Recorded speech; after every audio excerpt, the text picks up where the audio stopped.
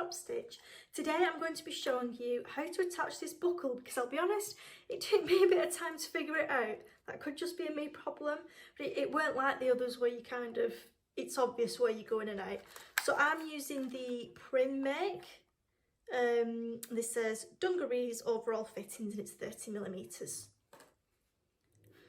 So all we do, we want this kind of oval part to face the outside, which was the mistake I was previously making actually as well. So this bit will eventually be on the outside. Get your strap. Make sure as well it's not twisted, that's a good tip. Open it up. Then push it down this bit at the back. So we're going back to front and then back again. Push it down there. There we go. Pull it through. And then put it through this part here that attaches to the stud. So we've gone back to front and back again.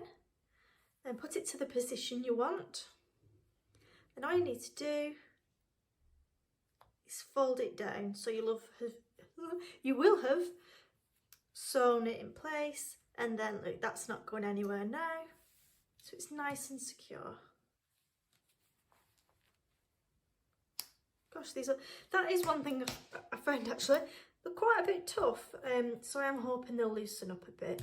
Anyway, that's how you do the Prym overall buckles. Please give us a like, thumbs up, subscribe, all that good stuff so we can continue to make more tutorials. Thank you.